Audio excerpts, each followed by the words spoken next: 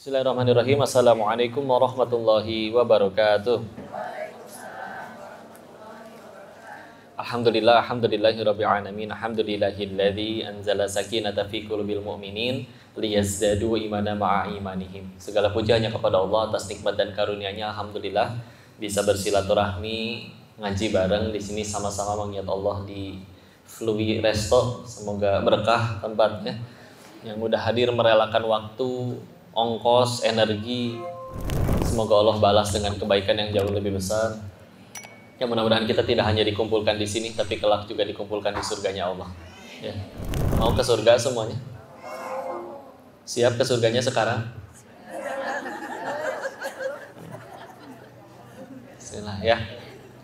Salam salam semoga selalu tercurah pada junjungan kita baginda Rasulullah Muhammad Sallallahu Alaihi Wasallam beserta para keluarga dan sahabat-sahabatnya, dan semoga Allah sanggupkan kita istiqomah meniti sunnah-sunnahnya insyaallah. Salam takzim kami pada seluruh bunda-bunda, bapak-bapak jamaah yang sudah hadir. Terima kasih waktu dan kesempatannya. Insyaallah di posternya tidak ada judul spesifiknya ya. Jadi terserah saya mau bahas apa. Tapi yang penting ngaji itu salah satu tujuan utamanya adalah satu, membuat makin dekat kepada Allah, dan dua, tentu juga bikin kita makin bahagia sebetulnya ya. Dan sesuatu jadi baik itu standarnya cuma satu sebetulnya, yaitu bikin kita tambah dekat sama Allah atau enggak. Kalau standar kebaikan, standar nikmat, standar bahagia bagi kita belum itu, maka percayalah sampai kapanpun akan sulit bahagia ya. Contoh, hilang motornya, sedih wajar. Tapi setelah hilang motornya, dia tambah banyak sujudnya karena jadi nggak bisa berangkat ke tempat maksiat lagi. Terus akhirnya jadi ya paling dekat masjid, soalnya jadi ke masjid melulu. Bisa jadi nikmat itu hilang motornya. Tapi kok dia sedih? Karena bisa jadi bahagianya masih di motor, belum di Allah. Ya. Contoh lagi, orang korupsi 10 orang, ketangkap 1. Kan dia ngambek. Kenapa teman saya yang 9 gak ikut ditangkap? Setelah jalanin hukuman, diwawancara lagi. Gimana nih? Udah jalanin hukuman bertahun-tahun. Wajahnya udah beda, lebih teduh. Jawabnya juga beda. Kalau dulu ngambek-ngambek, sekarang jawabnya alhamdulillah. Alhamdulillah sih. Kan waktu ditangkap mah ngambek. Satu, gara-gara ditangkap saya berhenti nyolong. Coba kalau misalkan gak ditangkap-tangkap, mungkin sampai hari ini saya masih jadi maling. 2, jadi kenal Allah. Kan di dalam mah kegiatannya paling ngaji, bersih-bersih, gak bebas kayak di luar. 3, dengan ini insya Allah dosa saya jauh lebih banyak yang tergugurkan, lebih bersih. Bayangkan betapa repotnya nyolongnya berhasil terus, tapi gak pernah dihukum di dunia, dibalasnya nanti semua setelah mati. Asli lebih repot. Makanya kalau kamu tahu siapa yang nangkep atau yang laporin saya, tolong bilangin makasih ya. Saya belum bisa balas budi, mudah-mudahan Allah memberkahi beliau.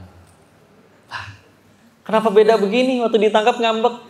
Waktu ditangkap Tuhannya saya duit, bukan Allah. Buktinya ketinggalan sholat nggak nangis, hilang duit baru nangis ya.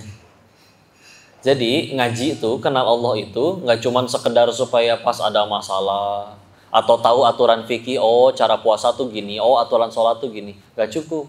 Tapi bahkan lebih tinggi dari itu, nentuin kebahagiaan kita juga soalnya ya. Perhatikanlah bagaimana para nabi-nabi Allah pahala banyak, dosa maksum, bersih. Kok ujiannya berat banget? Tapi apakah mereka sedih? Pundungan gitu, nyesel, ngambek gitu. Ya Allah, kieu-kieu teuing atuh ujian teh. Pan saya teh nabi. Untungnya nggak ada nabi orang Sunda ya. Jadi kenapa mereka tetap aja lempeng jadi orang baik? Mau dijahatin kayak gimana juga, ya sudah. Sederhana, bahagianya sudah bukan yang mereka suka, tapi yang Allah suka. Jadi kalau kita masih menderita, ya kalau mau jujur, karena masih ada pesaing Allah di hati kita. Ya, anak-anak Perhatikan anak-anak lebih mudah untuk ceria tidak dibanding kita? Ya. Padahal ilmunya banyakkan anak-anak atau orang tua? Tua. Iya kan kalian mau udah sering nonton YouTube ya, banyak ilmunya. Bukan kuliah, ya. Duitnya banyakkan anak-anak atau orang tua? Iya, banyakkan orang tua. Kecuali Rafatara sama Cipung ya. Mereka agak beda dikit ya. Mereka nggak minta sih terlahir di keluarga yang itu. Ya. Uang lebih banyak, ilmu lebih banyak. Tapi kenapa lebih sulit bahagia? Itu dia tadi. Karena di hati anak-anak itu belum ada pesaing Allah. Ya, kita makin gede pesaing Allahnya banyak.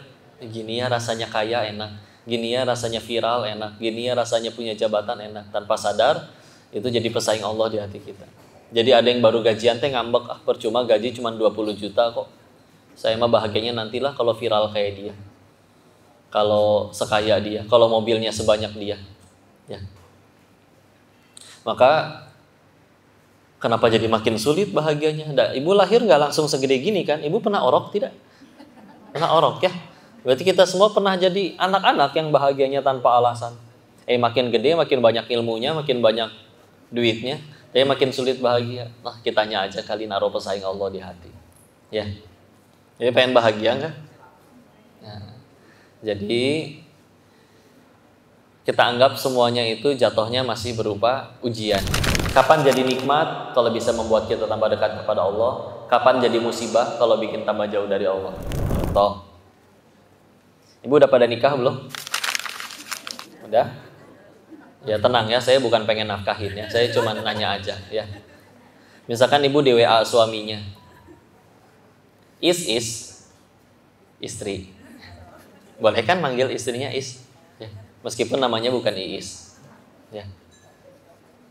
Namanya Komar, Komaria, belum beres bu, ya. Nama perempuan kan Komaria, ya. Kadang ada yang manggilnya Kokom tadi. Istilah ya. Is. Jawab dong. Ya su. Suami bu, astagfirullah ya. Jangan suzon dulu. Ada apa su?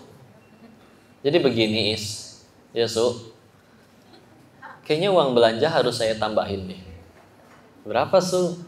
Insya Allah 100 juta. Oh, per 1 dekade ya?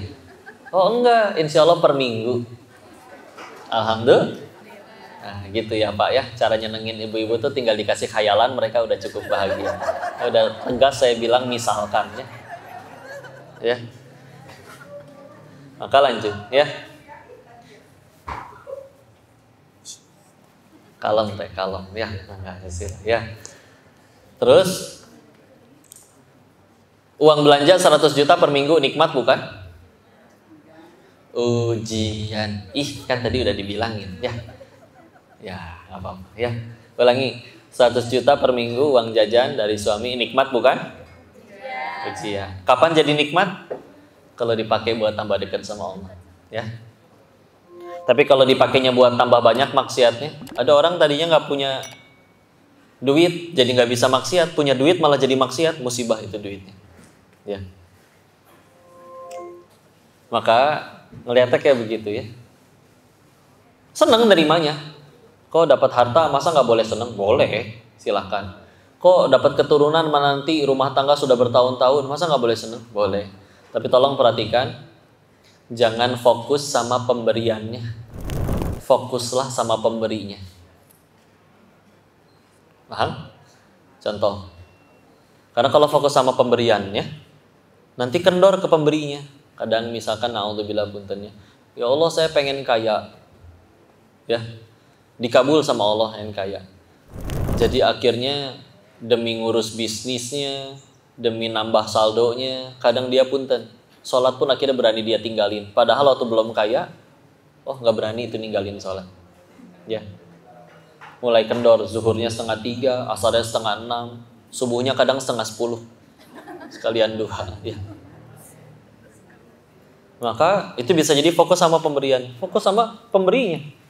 Ini bukan masalah duitnya berapa yang didapat nih, tapi dari siapa? Barat gini deh bu, ini ada sebotol air minum, dikasih sama saya.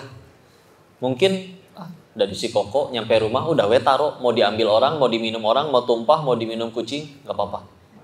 Tapi kalau misalkan sebotol air ini misalkan punten dikasihnya oleh Rasulullah SAW, mungkin kita laminating, kita jaga dengan nyawa. Ini bukan masalah air minum ya, ini air minum atau pulpen dah misalkan. Semua orang punya nih, bisa dicari di toko alat tulis ada ini pulpen. Tapi karena yang ngasih adalah Rasul, oh ini beda ini, ya. Jadi akhirnya lebih banyak syukurnya, ya. Karena kalau fokusnya sama pemberiannya, ya itulah yang bikin minta kaya setelah kaya kendor. Tahu kendor? Kentaki dorong. Nah, bukan ya, itu mah ayam the besto, ya beda lagi. Maka istilah jangan fokus sama pemberiannya, fokus sama yang ngasih, ya. Apalagi kalau kita ngelihat fokus yang dikasihnya itu bukan cuma dunia aja, ada yang lebih mahal yang Allah kasih, iman, ya.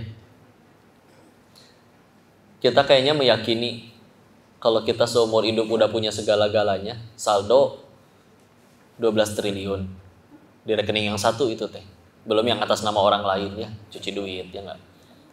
Udah gitu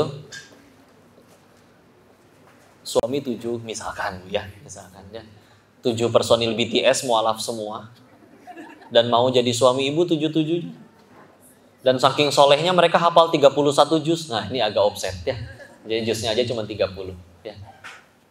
Misalkan punya segala-galanya, nggak ada iman, selamat gitu di dunia, di alam setelah kematian. Di dunianya juga belum tentu bahagia.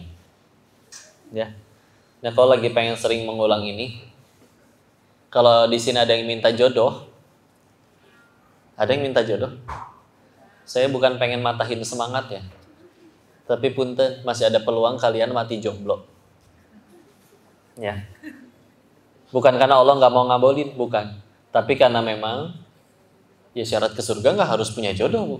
Apa kabar anak-anak yang kena ledakan di Palestina, boro-boro mikirin jodoh, tapi hafal Quran, ngebela negerinya, ya. Maka lebih pasti surganya. Yang kedua, kalau ada yang minta kaya, sama. Kalau nggak dikabul bukan Allahnya pelit, tapi Allah tuh tahu, kamu kaya teh ngaco ya, jadi ditahan sekalian, ya. Ada yang kayak gitu soal. 3, ada yang minta sehat tuh. Minta sehatnya pun, ya Allah saya pengen sehat biar bisa sholat berdiri. Karena sepanjang saya sakit sholat tiduran, sholat duduk, ya Allah pengen ngerasain sholat jemaah di masjid berdiri. Permintaannya setulus itu. Tapi itu pun mohon maaf, masih ada yang belum tentu Allah kabulkan. Sampai akhir wafatnya masih dalam keadaan sakit. Apakah karena Allah benci? Enggak saya? Enggak. Ya, tapi bisa jadi akan ada harinya yang sakit itu dia malah bersyukur, berkata, Alhamdulillah ya Allah, saya yang sakit. Boro-boro berangkat maksiat, tiap hari cuma bisa terkapar sambil zikir, maka pasti surganya lebih terjamin daripada yang sehat tapi maksiat. Yuk kita rekap, duit belum tentu dikabul, pengen kaya belum tentu dikabul, pengen harta belum tentu dikabul, jabatan apalagi, pengen sehat belum tentu dikabul, pengen jodoh belum tentu dikabul. Ketahuilah ada satu doa yang pasti akan Allah kabul kalau ini yang kita minta. Minta apa? Minta hidayah. Nanti malam cobain bangun ya. Duaan aja sama Allah, nggak usah live TikTok tahajudnya. Ya. Udah beres tahajud, ngobrol aja kayak curhat, ya Allah ini hambamu pulang ya Allah. Tahu permintaan banyak, amalan segini-gininya, dosa banyak. Tapi kalau malam ini hamba engkau izinkan meminta ya Allah. Anugerahkan hati hamba hidayah ya Allah. Karena kalau sudah sampai ini yang Allah kasih, mau jalan hidup ibu kayak gimana juga selalu nemu aja jalan bahagia. Tujuan bahagianya udah beda soalnya. Bukan mana yang aku suka lagi, tapi mana yang Allah suka.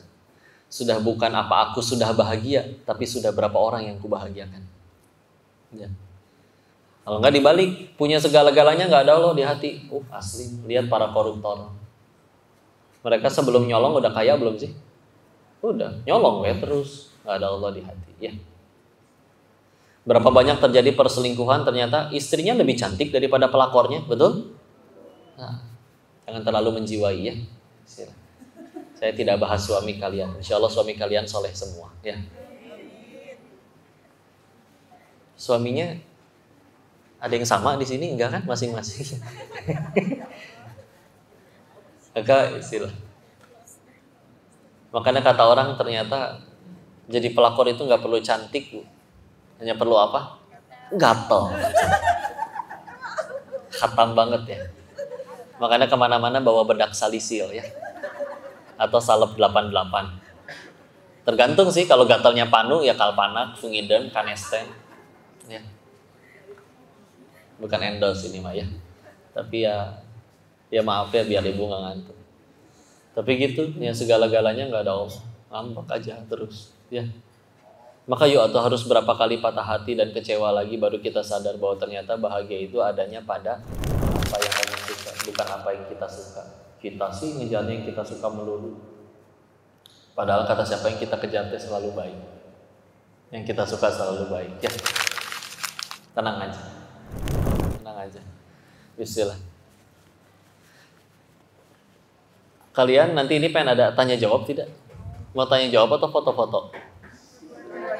Oh nggak boleh, jangan serakah ya. Tanya jawab atau foto-foto? Ya udah, sambil biar ngalir karena tidak ada tema spesifiknya. Kalau ada yang mau ditanyakan, sok mulai dari sekarang. Kalau nggak baru saya lanjut materi lagi. Ada yang mau nanya dulu nggak? Jadi lebih kayak sharing time aja, sharing. Kalau ceramah kan udah full 1 jam, baru nanti ada tanya jawab. Ini mah kayak sharingnya ngobrol. Kok saya pengen pinjem duit? Jangan kayak gitu ya.